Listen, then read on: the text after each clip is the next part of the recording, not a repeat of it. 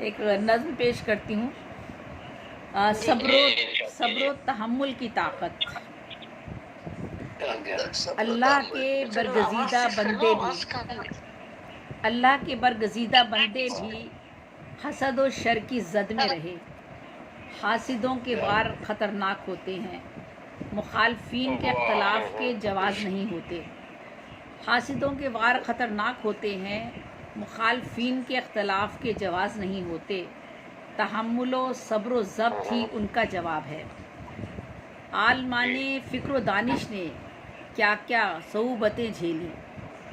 جب بھی علم و حکمت کی بات کرتے تھے حاسدین کے چہرے اترتے تھے. وہ کچ فہم کچ بحث جھوٹی دلیلوں سے ہجو کے پہلو نکالتے، تمسخر اڑاتے، شرطیں لگائی جاتی.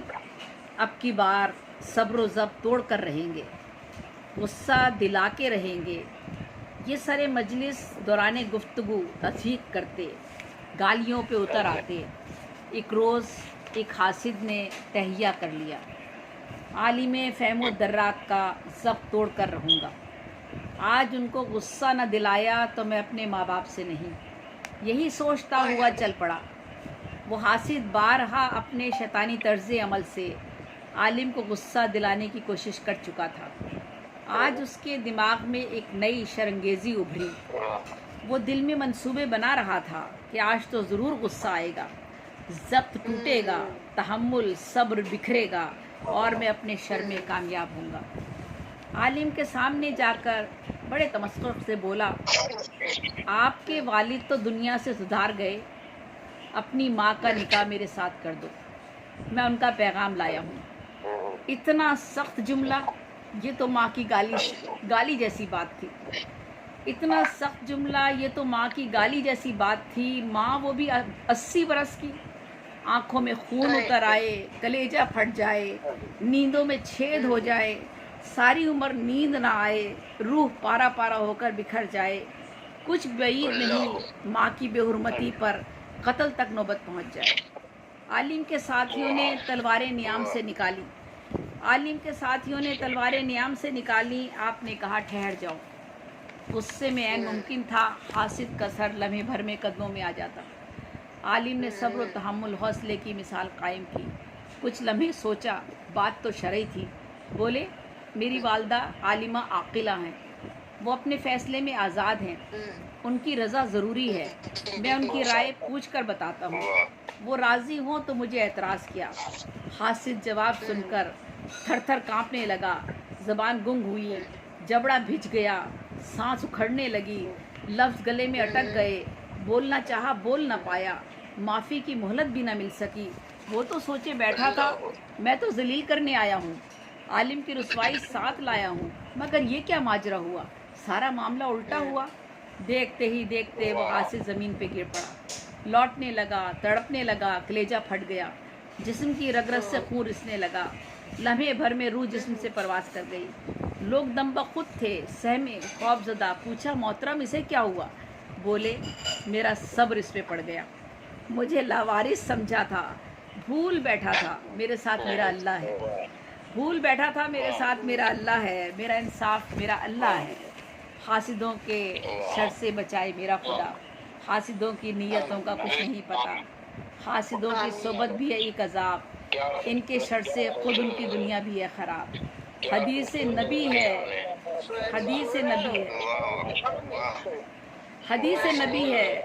بہت شکریہ. حدیث نبی ہے، ہماری پہچان ہماری صحبت سے ہوتی ہے. نیک لوگوں کی صحبت نیکی کرنے سے بہتر ہے، برے لوگوں کی صحبت بدی کرنے سے بدتر ہے.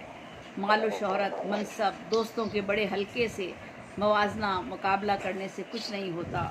پستہ قد ایڑی اٹھا لینے سے طویل قامت نہیں بنتا.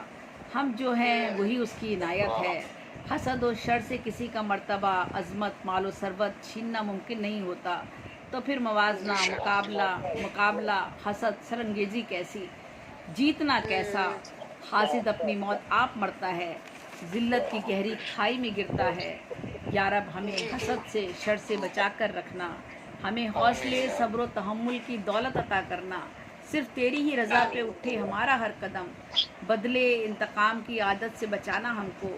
नेक सीरत आला ज़र्फ लोगों से मिलाना हमको, राह जो हो अदल की उस राह पे चलाना हमको, सब्र व तहम्मुल की सिर्फ अजमल है, सब्र व तहम्मुल की ताकत से अकमल बनाना हमको।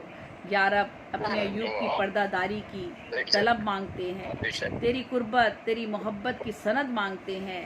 जो ख़ताएँ गुनाह हो गए हमसे उन सब की तौबा मग़फ़रत अब मांगते हैं। जिनके दिल हमने दुखाए हम ख़ता मांगते हैं, जिन सज़ाओं के मुस्तहिक हैं हम उनकी सज़ा मांगते हैं। बहुत शुक्रिया, सलामत रहिए। बहुत खूबसूरत ज़ेबी, सलामत रहें आप। जो प्यारा माशाल्लाह ने सीख दिया आपने, बहुत ही खूबसूरत। मैं तो कहती हूँ ज़ेबी की नज़में अब जो है वो दर्स की शक्ल इख्तियार वाकई बिल्कुल दर्स है एक। बिल्कुल जो है नसरी नज़में अमूमन जो होती हैं वो कोई ना कोई पैगाम पहुंचा रही होती है। और ज़ेबी ने तो इसको एक दर्स का उन्वान दे दिया और बहुत अच्छे तरीके से, बड़े सुलझे हुए अंदाज से वो हम तक पैगाम पहुंचाती हैं। और वाकई हसद और जलन और ये सब चीज़ें जो है वो माशरे को भी बर्बाद अपनी शख्सियत को भी बर्बाद